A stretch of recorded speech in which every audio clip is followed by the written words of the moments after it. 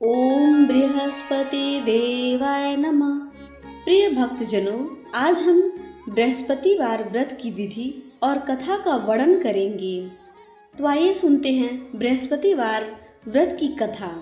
इस दिन बृहस्पतिश्वर महादेव जी की पूजा होती है। दिन में एक ही समय भोजन करें, पीले वस्त्र धारण करें, पीले पुष्पों को धारण करें। भोजन भी चने की दाल का होना चाहिए, नमक नहीं खाना चाहिए। पीले रंग का फूल, चने की दाल, पीले कपड़े तथा पीले चंदन से पूजा करनी चाहिए। पूजन के पश्चात कथा सुननी चाहिए। इस व्रत के करने से बृहस्पति जी अति प्रसन्न होते हैं तथा धन और विद्या का लाभ होता है। स्त्रियों के लिए यह व्रत अति आवश्यक है। इस व्रत में केले का पूजन होता है। प्राचीन समय की बात है, भारत में एक राजा राज्य करता था। वह बड़ा प्रतापी तथा दानी था। वह नित्य प्रति मंदिर में भगवत दर्शन करने जाता था। वह ब्राह्मण और गुरु के सेवा किया करता था। उसके द्वार से कोई भी याचक निराश होकर नहीं लौटता था। वह प्रत्येक गुरुवार को व्रत रखता एवं पूजन करता था। हर दिन गरीबों की सहायता भी करता था। परंतु यह सब बातें उसकी रानी को अच्छी नहीं लगती थी। वह न व्रत करती और न ही किसी को एक भी पैसा दान में देती थी। वह राजा से भी ऐसा करने को मना किया करती थी। एक समय की बात है कि राजा शिकार खेलने वन को चले गए। घर पर रानी और दासियां थीं। उस समय भगवान बृहस्पति देव साधु का रूप धारण कर राजा के दरवाजे पर भिक्षा मांगने आए। साधु ने रानी से भिक्षा मांगी तो वह कहने लगी, हे साधु महाराज, मैं इस दान पुण्य से तंग आ गई हूँ। इस कार्य के लिए तो मेरे पति देव ही बहुत हैं। अब आप ऐसी कृपा करें कि मेरा सारा धन नष्ट हो जाए तथा मैं आराम से रह सकूं। साधु रूपी बृहस्पति देव ने कहा, हे देवी, तुम बड़े विचित्र हो। संतान और धन से कोई दुखी नहीं होता, इसको सभी चाहते हैं। पापी भी पुत्र और धन की इच्छा करता है। अगर तुम्हारे पास अधिक धन है तो भूखे मनुष्यों को भोजन कराओ, प्याऊ लगवाओ, ब्राह्मणों को दान दो, धर्मशाला बनवाओ, कुआं, तालाब, बावड़ी, बाग बगीचे आदि का निर्माण कराओ तथा निर्धन कुंवारी कन्याओं का विवाह कराओ, साथ ही यज्ञ आदि कराओ। इस प्रकार के कर्मों से आपके कुल का और आपका नाम परलोक में भी सार्थक होगा।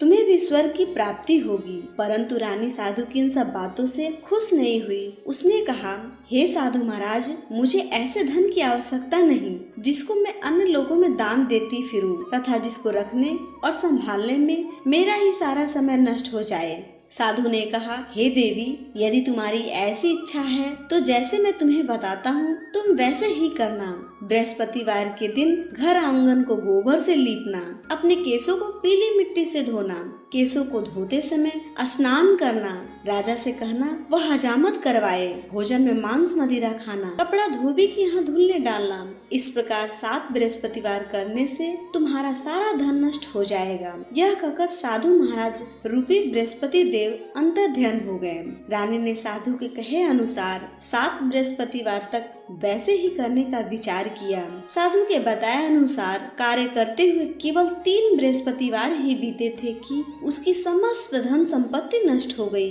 भोजन के लिए दोनों समय परिवार तरसने लगा तथा सांसारिक भोगों से दुखी रहने लगा। तब राजा रानी से कहने लगा कि हे रानी, तुम यहीं रहो, मैं दूसरे देश को जाता हूँ, क्योंकि यहाँ पर मुझे सभी मनुष्य जानते हैं, इसलिए मैं यहाँ कोई काम नहीं कर सकता।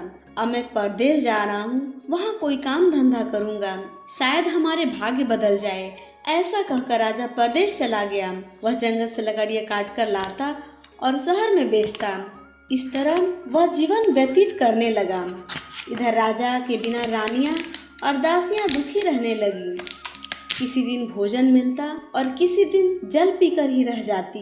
एक समय रानी और दासी को 7 दिन बिना भोजन के व्यतीत करने पड़े। तो रानी ने अपनी दासी से कही, हे दासी, यहाँ पास के नगर में मेरी बहन रहती है, वह बड़ी धनवान है, तू उसके पास जा और वहाँ से 5 सेर बेझर मांग कर ले आ, जिससे कुछ समय के लिए गुजारा हो जाएगा। दासी रानी के बहन के पास गई। रानी की बहन उस समय पूजा कर रही थी। बृहस्पतिवार का दिन था। दासी ने रानी की बहन से कहा, हे रानी, मुझे आपकी बहन ने भेजा है, मुझे 5 सेर बेझर दे दो। दासी ने यह बात अनेक बार कही, परंतु रानी की बहन ने कोई उत्तर नहीं दिया, क्योंकि वह उस समय बृहस्पतिवार की कथा सुन रही थी। जब दासी को रानी की बहन से कोई उत्तर नहीं मिला तो वह बहुत दुखी हुई। उसे क्रोध भी आया। वह लौटकर रानी से बोली, हे रानी, आपकी बहन बहुत ही घमंडी है। वह छोटे लोगों से बात भी नहीं करती। मैंने उससे कहा तो उसने कोई उत्तर नहीं दिया। मैं वापस चली आई। रानी बोली, हे दासी, इसमें उसका कोई दोष नहीं। जब बुरे दिन आते हैं तब कोई सहारा नहीं देता। अच्छे बुरे का पता विपत्ति में ही लगता है। जो ईश्वर की इच्छा होगी वही होगा। यह सब हमारे भाग्य का दोष है। उधर रानी की बहन ने सोचा कि मेरी बहन की दासी आई थी, परंतु मैं उससे नहीं बोली, इससे वह बहुत दुखी हुई होगी। अतः कथा सुन और विष्णु भगवान का पूजन समाप्त कर वह अपनी बहन के घर आई और कहने लगी, हे बहन, मैं बृहस्पतिवार का व्रत कर रही थी। तुम्हारी दासी हमारे घर गई थी, परंतु जब तक कथा होती है तब तक हम लोग न उठते हैं और न बोलते हैं, इसलिए मैं नहीं बोली। कहो दासी, क्यों गई थी? रानी बोली, बहन, हमारे घर अनाज नहीं था। वैसे तुमसे कोई बात छिपी नहीं है, इस कारण मैंने दासी को तुम्हारे पास 5 सेर भेजर लेने के लिए भेजा था। रानी की बहन बोली, बहन देखो, बृहस्पति भगवान सबकी मनोकामनाएं पूर्ण करते हैं। देखो, शायद तुम्हारे घर में ही अनाज रखा हो। यह सुनकर दासी घर के अंदर गई तो वहाँ उसे एक घड़ा बेझर का भरा मिल गया। उसे बड़ी हैरानी हुई क्योंकि उसने एक एक बर्तन देख लिया था। उसने बाहर आकर रानी को बताया। दासी अपनी रानी से कहने लगी, हे रानी, देखो, वैसे जब हमको अन्न नहीं मिलता तो हम रोज ही व्रत करते हैं। अगर इनसे व्रत की विधि और कथा पूछ ली जाए तो हम भी क्या करेंगे। दासी के कहने पर रानी ने अपनी बहन से बृहस्पतिवार व्रत के बारे में पूछा। उसकी बहन ने बताया, हे रानी बहन, बृहस्पतिवार को सूर्योदय से पूर्व उठकर स्नान करके बृहस्पतिवार का व्रत करना चाहिए, लेकिन उस दिन सिर नहीं धोना चाहिए। बृहस्पतिवार के व्रत में चने की दाल और मुनक्का से भगवान विष्णु के केले के वृक्ष की जड़ से पूजन करें तथा दीपक जलावें। उस दिन एक समय ही भोजन करें। भोजन पीले खाद्य पदार्थ का करें तथा कथा सुने। इस प्रकार करने से गुरु भगवान प्रसन्न होते हैं, अन्न पुत्र धन देते हैं। इस तरह व्रत और पूजन की विधि बताकर रानी की बहन अपने घर लौट आई। रानी और दासी दोनों ने निश्चय किया कि वे भगवान बृहस्पति देव का पूजन जरूर करेंगे। 7 दिन बाद जब बृहस्पतिवार आया तो उन्होंने व्रत रखा। घुड़सवाल में जाकर चना और गुड़ बीन लाई तथा उसकी दाल से केले की जड़ से विष्णु भगवान का पूजन किया। अब पीला भोजन कहाँ से आए? दोनों बड़ी दुखी हुई, परंतु उन्होंने व्रत किया था, इस कारण बृहस्पति भगवान प्रसन्न थे। वे एक साधारण व्यक्ति के रूप में 2 थालों में सुंदर पीला भोजन लेकर आए और दासी को देकर बोले, हे दासी, यह भोजन तुम्हारे और रानी के लिए है, तुम दोनों इसे ग्रहण करना। दासी भोजन पाकर बड़ी प्रसन्न हुई और रानी से बोली, रानी जी, भोजन कर लो। रानी को भोजन आने के बारे में कुछ नहीं पता था, इसलिए वह दासी से बोली, जा तू ही भोजन कर, क्यों तू हमारी व्यर्थ में हंसी उड़ाती है। दासी बोली, अभी एक व्यक्ति भोजन दे गया है। रानी कहने लगी, वह भोजन तेरे लिए दे गया है, तू ही भोजन कर। दासी ने कहा, वह व्यक्ति हम दोनों के लिए 2 थालों में भोजन दे गया है, इसलिए मैं और आप दोनों ही साथ साथ भोजन करेंगी। फिर दोनों ने गुरु भगवान को नमस्कार कर भोजन करना प्रारंभ किया। उसके बाद से वे प्रत्येक बृहस्पतिवार को गुरु भगवान का व्रत और पूजन करने लगी। बृहस्पति भगवान की कृपा से उनके पास धन हो गया, परंतु रानी फिर पहले की तरह आलस्य करने लगी। तब दासी बोली, देखो रानी, तुम पहले भी इस प्रकार आलस्य करती थी, तुम्हें धन रखने में कष्ट होता था, इस कारण सभी धन नष्ट हो गया। अब गुरु भगवान की कृपा से धन मिला है तो तुम्हें फिर आलस्य होता है। बड़ी मुसीबतों के बाद हमने यह धन पाया है, इसलिए हमें दान पुण्य करना चाहिए। भूखे मनुष्यों को भोजन कराओ, प्याऊ लगवाओ, ब्राह्मणों को दान दो, वहाँ तालाब बावड़ी आदि का निर्माण कराओ, मंदिर पाठशाला बनवाकर दान दो, निर्धन कुंवारी कन्याओं का विवाह कराओ, धन को शुभ कार्यों में खर्च करो, जिससे तुम्हारे कुल का यश बढ़े और स्वर्ग की प्राप्ति हो और पिता प्रसन्न हो। दासी की बात मानकर रानी ने इसी प्रकार के कर्म करने प्रारंभ किया, जिससे उसका काफी यश फैलने लगा। एक दिन रानी और दासी आपस में विचार करने लगी कि न जाने राजा किस दशा में होंगे, उनकी कोई खोज खबर नहीं है। गुरु भगवान से उन्होंने प्रार्थना की और भगवान ने रात्रि में राजा को स्वप्न में कहा, हे राजा उठ, तेरी रानी तुझको याद करती है, अब अपने देश को लौट जा। राजा प्रातः काल उठकर जंगल से लकड़ियाँ काट कर लाने के लिए जंगल की ओर चल पड़ा। जंगल से गुजरते हुए वह सोचने लगा, रानी की गलती से कितने दुख भोगने पड़े। राजपाट छोड़कर उसे जंगल में आकर रहना पड़ा। जंगल से लकड़ियां काटकर उन्हें बेचकर गुजारा करना पड़ा। उसी समय उस जंगल में बृहस्पति देव एक साधु का रूप धारण कर आए। बोले, हे लकड़हारे, तुम इस सुनसान जंगल में किस चिंता में बैठे हो, मुझे बताओ। यह सुन राजा के नेत्र में जल भर आया और साधु की वंदना कर बोले, हे प्रभु, आप सब कुछ जानने वाले हैं। इतना कहकर राजा ने साधु को अपनी संपूर्ण कहानी सुना दी। महात्मा तो स्वभाव से दयालु होते ही हैं। वे राजा से बोले, हे राजा, तुम्हारी पत्नी ने बृहस्पति देव के प्रति अपराध किया था, जिसके कारण तुम्हारी यह दशा हुई है। अब तुम किसी प्रकार की चिंता मत करो, भगवान तुम्हें पहले से भी अधिक धन देंगे। देखो, तुम्हारी पत्नी ने बृहस्पतिवार का व्रत करना प्रारंभ कर दिया है। अब तुम भी बृहस्पतिवार का व्रत करके चने की दाल व गुड़ और जल को लोटे में डालकर केले के पत्ते से भगवान विष्णु की पूजन करो। फिर कथा कहो या सुनो, भगवान तुम्हारी सब मनोकामनाओं को पूर्ण करेंगे। साधु को प्रसन्न देखकर राजा बोले, हे प्रभु, मुझे लकड़ी बेचकर इतना पैसा भी नहीं बचता जिससे मैं भोजन के उपरांत कुछ बचा सकूं। मैंने रात्रि में अपनी रानी को व्याकुल देखा। मेरे पास कोई साधन नहीं जिससे समाचार जान सकूं। फिर मैं बृहस्पतिवार की कौन सी कहानी कहूँ या सुनूं, मुझको तो कुछ भी मालूम नहीं है। साधु ने कहा, हे राजा, तुम किसी बात की चिंता मत करो। बृहस्पतिवार के दिन तुम रोजाना की तरह लकड़ियां लेकर शहर में जाओ।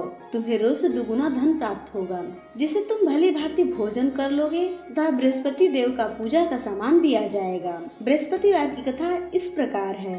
बोलिए बृहस्पति भगवान की जय। प्राचीन काल में एक बहुत ही निर्धन ब्राह्मण था। उसकी कोई संतान नहीं थी। वह नित्य पूजा पाठ करता था, परंतु उसकी स्त्री बहुत मलिनता के साथ रहती थी। वह न ही स्नान करती और न ही किसी देवता का पूजन करती। प्रातः काल उठते ही सर्वप्रथम भोजन करती, बाद में कोई अन्य कार्य करती। ब्राह्मण देवता बहुत दुखी रहते थे। पत्नी को बहुत समझाते, किंतु उसका कोई परिणाम न निकलता। भगवान के अनुकंपा से एक समय उस ब्राह्मण की पत्नी गर्भवती हुई और 10वें महीने एक सुंदर कन्या को जन्म दिया। निर्धन ब्राह्मण कन्या के जन्म से बहुत दुखी हुआ। धीरे धीरे ब्राह्मण की कन्या बड़ी होने लगी। बचपन से उस कन्या की रुचि भगवान विष्णु की पूजा में थी। वह प्रातः काल उठते स्नान आदि करके भगवान विष्णु की पूजा करने मंदिर में जाती थी। बृहस्पतिवार को व्रत करके विधिवत पूजा पाठ करती थी। पूजा पाठ के बाद वह पढ़ने के लिए पाठशाला में जाती थी। घर से चलते हुए वह मुट्ठी भर जौ साथ लेकर जाती और पाठशाला के रास्ते में थोड़े थोड़े जौ गिराती जाती थी। जब वह पाठशाला से घर लौटती तो जौ के दाने सोने में बदले हुए मिलते थे। लड़की सभी सोने के दानों को बीनकर घर ले आती। एक दिन वह जब सोने के दानों को साफ कर रही थी तो उसकी माँ ने कहा, बेटी, सोने के दानों को साफ करने के लिए सोने का शुभ भी होना चाहिए। अगले दिन बृहस्पतिवार था। उसने भगवान बृहस्पति देव की पूजा करते हुए प्रार्थना की, हे भगवान, यदि मैंने आपका व्रत विधिवत किया हो तो मुझे सोने का सुख दे दो। भगवान बृहस्पति देव ने उसकी मनोकामना पूरी करने का वचन दिया। पाठशाला से लौटते समय उसे रास्ते में सोने का सूप पड़ा हुआ मिला। घर लौटकर सोने का सूप अपनी माँ को दिखाकर वह सोने के दानों को साफ करने लगी। उसी समय नगर का राजकुमार उसके घर के पास से गुजरा। उस सुंदर लड़की को सोने के सूप में जौ साफ करते देख राजकुमार उस पर मोहित हो गया।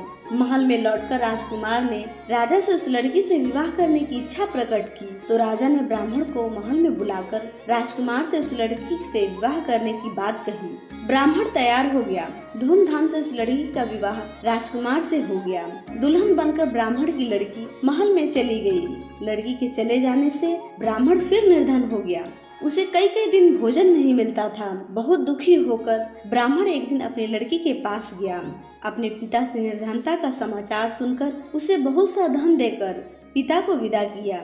उस धन से ब्राह्मण के कुछ दिन तो आराम से गुजरे, लेकिन जल्दी भूखों मरने की हालत हो गई। ब्राह्मण अपनी लड़की से धन लेने के लिए फिर महल में पहुंचा। लड़की ने पिताजी की बुरी हालत देखकर कहा, पिताजी, आखिर आप कब तक मुझसे धन लेकर जीवन यापन करेंगे? आप कोई ऐसा उपाय क्यों नहीं करते जिससे आपका घर भी धन धान्य संपत्ति से भर जाए?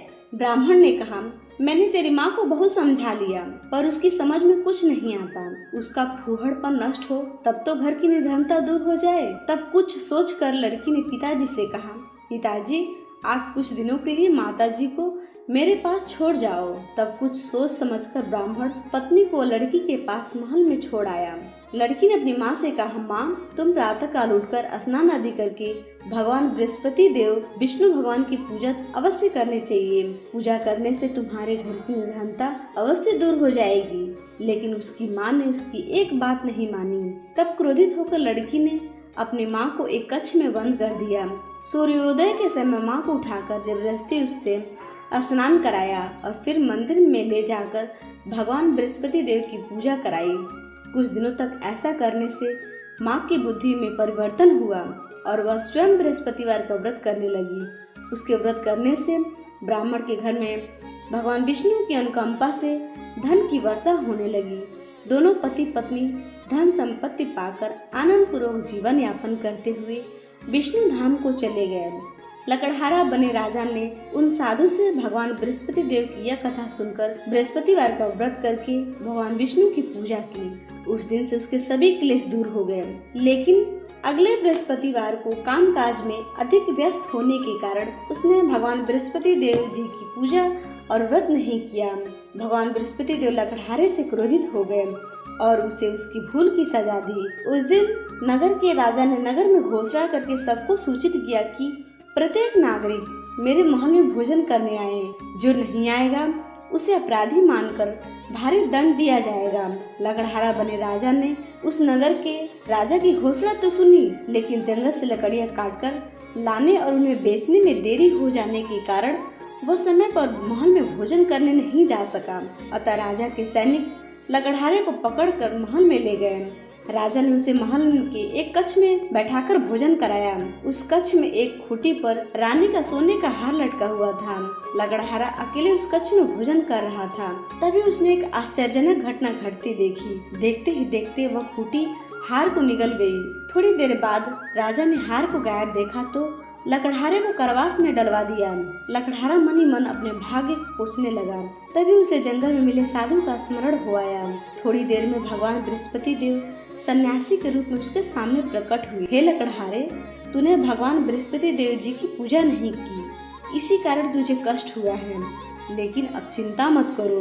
बृहस्पतिवार के दिन कारागार के दरवाजे पर तुम्हें कुछ पैसे पड़े हुए मिलेंगे।